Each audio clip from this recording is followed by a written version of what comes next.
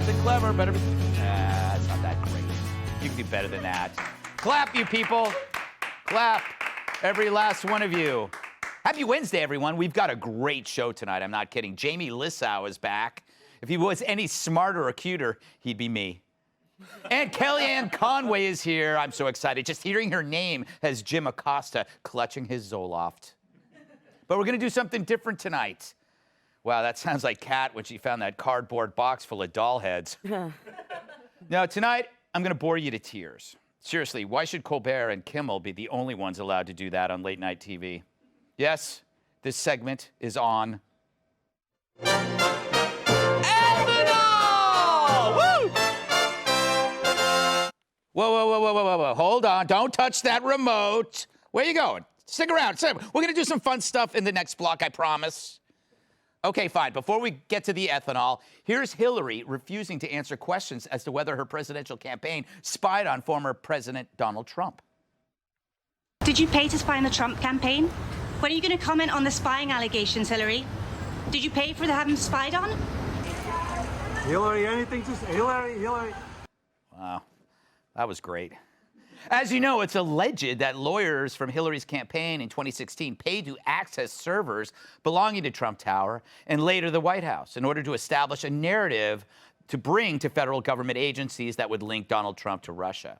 But even though Hillary wouldn't answer questions on that, she managed to tweet saying, quote, Trump and Fox desperately spinning up a fake scandal to distract us from his real ones. So it's a day that ends in Y. Well, look, pantsuit, nobody had to spun this up. It didn't come from Fox and Friends or Mar-a-Lago or from Kim Jong-un's butthole. It came from John Durham's investigation. So no wonder you're pleading for the media to circle their wagons around you. Because you pushed Russian collusion nonstop, and now it turns out you were the colluders all along. I'd call them creeps, but why offend Brian Kilmeade? So we're going to get to that, but first, ethanol. Yeah, I'm like a parent making you eat the broccoli before you get the pudding. Or in Kat's case, lithium. Here's a brand new Nexio. Greg's boring but important. The most important story you will hear tonight that no one else bothered to report because it makes everyone look stupid except for people like Greg who were right all along. Yes! Ethanol, as you know, is made from corn, or as Liz Warren calls it, maize. And for years, it's been mixed into gasoline to be sold at America's gas pumps. I know, imagine something no one wanted being forced on you. The reason? It was better for the planet.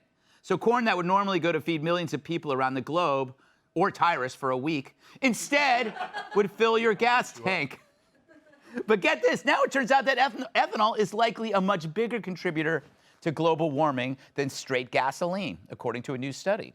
Yep, everything they told us about ethanol and climate was just like Russian collusion, Covington, Kavanaugh, the origins of COVID, and what's really inside Geraldo's mustache. It's all BS. Yep, it's yet another liberal fantasy that causes the opposite of its goal, like government spending fixing poverty or The Daily Show inspiring laughter. It's all from a study published in the Proceedings of the National Academy of Sciences. It's where I used to work before they caught me abusing a beaker. And it contradicts previous research showing ethanol is a green energy source. Now scientists find that, like Joe Biden in a porta potty, ethanol is no friend to the climate. In fact, it's at least 24% more carbon intensive than gas. Of course, the ethanol trade lobby trashed the study. And why wouldn't they? They're the ethanol trade lobby, not the Society for Saving You Money to spend on gas station snacks like those amazing Lance toast cheese sandwich crackers with real peanut butter. Am I the only one? You are. All right. Well, this has been a cash cow for the lobby, and farmers got paid for the corn, whether it really worked or not. So it's truly a green source of energy. Our oil refiners must mix some 15 billion gallons of corn-based ethanol into our gas supply every year. Even to Eric Swalwell, it's a lot of gas. The president used taxpayer dollars to ask the Ukrainians to help him cheat an election. Look, we got to make ethanol interesting somehow. But while the policy pretended to reduce emissions, it turned into a giant subsidy for corn growers. And this mandate forced additional acres of land to be used for cultivating the corn, which otherwise would have been used to feed people. Meanwhile, this tilling of the fields released more carbon from the soil, while nitrogen fertilizers also produced emissions. Dear Lord, this is the most research I've done since I decided to soundproof my basement love den. I did so much research, I even uncovered this long-lost video from the corn lobby. Corn. It's one of the most versatile crops in the world. Sure, you know it as the food your wife makes, but did you know that today's brightest minds have come up with hundreds of other uses? For example, a can of corn makes a great doorstop. Shucks, that door won't budge. No East Germans getting in here. That's right. And a can of corn can also be used as a blunt murder weapon. Corn is also great for improving communication. Don't forget to hold it up to your ear. We know how you ladies love to talk. And vacuuming all day hides the pain. And after a long game of all-white basketball, corn oil is a light and refreshing beverage. Ugh. Ugh. Tasty, huh? Why do you put this in gasoline? Because shut the up, commie. Good job, researchers. So what's the moral here? That everyone is full of poop, and not even corn-filled poop. Especially climate experts, lobbyists, and politicians. While you struggle to fill your gas tank, they're filling their bank accounts, forcing us to subsidize a product as worthless as Charlie Sheen's Guide to Proper Dental Care. For years, we were told to buy this crap, but if we didn't, we hated farmers. Although I admit, I never cared for Mr. Green Jeans. Even at 10, I wasn't buying it. Meanwhile, the price of corn rose for everyone, because our gas tanks were now the primary client, not our stomachs. And like gas tanks, the cost to fill them went up too. We were fine. We could eat other stuff. Hell, I supplement my diet with rare ocelots. I'm that rich. But for poor countries, corn became more expensive. Did anyone starve? Who knows? There's no Wikipedia page for that. But at least our air was better here, except it wasn't. So there you go. Like CNN's programming or Russian collusion or Maroon 5's music, ethanol subsidies and politics in general is all garbage. Now, if you're still awake, I hope you enjoyed this boring moment. Now, back to our regularly scheduled programming and that gorgeous hunk, Greg Gutfeld. Let's welcome tonight's guest. Her time at the podium had Democrats reaching for Imodium. Former senior counselor to President Trump and author of the new memoir, Here's the Deal, Kellyanne Conway. Excuse me. This Alaskan can't even get a sea lion to clap. Actor, writer, and comedian Jamie Lissow. She's like a glow stick, bright, colorful, and found on floors at raves. Fox News contributor Kat Tim. And his shirt size has more X's than Kim Kardashian. My massive sidekick and the NWA World Television Champion Tyrus. Kellyanne, welcome to the show. Thank you. You know what I decided to do? You know when you have people over for dinner and you find out that somebody's a vegetarian, you always make sure there's a vegetarian option. And so when I was doing this monologue on ethanol, I'm going, I should really have an option for people that want to talk about an interesting story.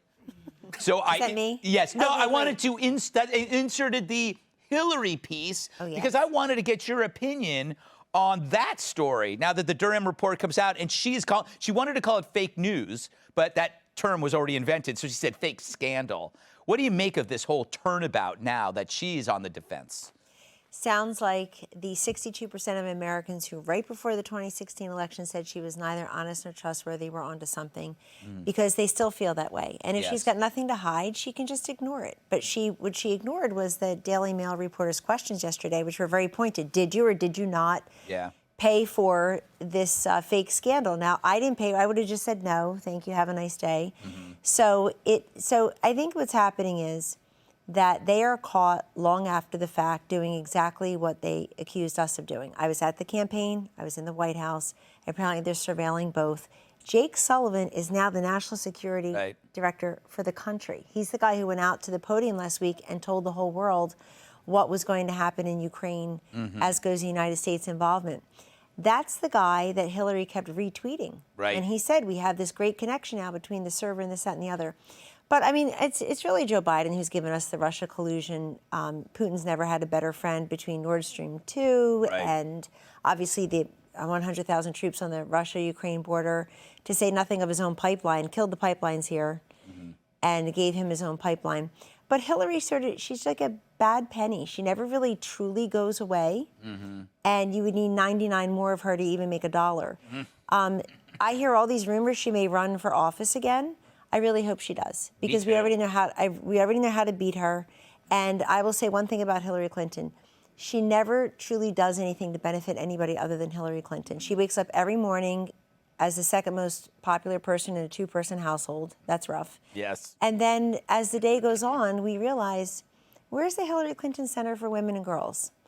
We know where the Bill's running it, yes. Bill has one of those. But no, seriously, what has she done for anyone of note that she has leveraged her power, her fundraising prowess, her position to help anyone other than blaming everyone for a loss she's never truly fully conceded and stayed that way? But I think they got caught here, and it's worth examining. Twitter's lit up, Greg, with why are we talking about Hillary Clinton? What are you going to impeach her now? They're so obsessed with Trump. They got rid of him. They can't quit him. Yes. So let's have at it with Hillary. I think it's worth investigating. $45 million for Mueller to tell us absolutely nothing. I'll put in $45 to investigate this. I'm with you. I think it'll be a great summer, Jamie. You have a choice. You can have the option of talking about Hillary or the option of ethanol. I wonder, did you write jokes about ethanol? Well, first of all, I wanted to say I do not want to have at it with Hillary. So I'll move over to the ethanol. Yes, okay. I learned something from that last segment as I was watching it. I learned that fart noises are always funny, except when they're real. Yeah, that is true. You know what I mean? Yeah. Always funny unless it's like... Yeah. But, dude, this was fascinating. I have to admit, like, I did learn a lot, like, reading about this, and I'm glad that finally, like, this information is out. As you kind of threw out there, and it ends up being true, for real. But, damn, Corn has a kick-ass publicist. Yes, it does. Oh, my God. Like, Corn was in everything, like, if you look at the corn syrup, and you look at how... And then, but when one day, somehow, they go, hey, what about corn-flavored gas? Yes. And some guy was like, I'm listening. That's insane. It's the craziest thing ever. And then I did look at... Because, you know, there's always... opinions on both sides, and I looked at, you know, like this says that it's much worse for the environment than if we just straight up went with gas. But you know, you got to look, and I did find, like, in 2019 there was a study that said like a little bit of the arguing to the opposite, but I went deeper into it, and it turned out that study was done by Corn. Yes. Yes. There you go. But very fascinating. Very fascinating, Tyrus. Which story would you like to concentrate on? I, too, don't want to have at it with Hillary. I guess, you remember that old movie that we're all supposed to be underwater by now, The Inconvenient Truth? Right. I think we're finding with liberals that truth is inconvenient. I really think they need to switch that title, because pretty much everything that they've predicted, although we still have AOC's 2 predictions. What are we down to, Kat? We got, like, what, 7 years?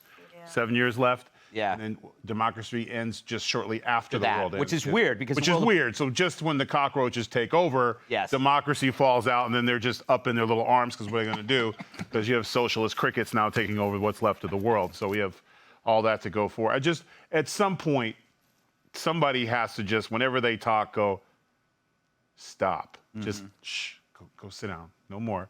Because they're always wrong. And when they're wrong, and you call them on it, you're a racist. So it's like you can't even have a conversation with them like, hey, look, I've been doing the numbers on the corn thing, and it looks like racist. No, I'm not a racist. I just want you to know that this is actually going to be sexist. No, I'm trying to tell you that there's something, cancel him. He's gone. And that's it.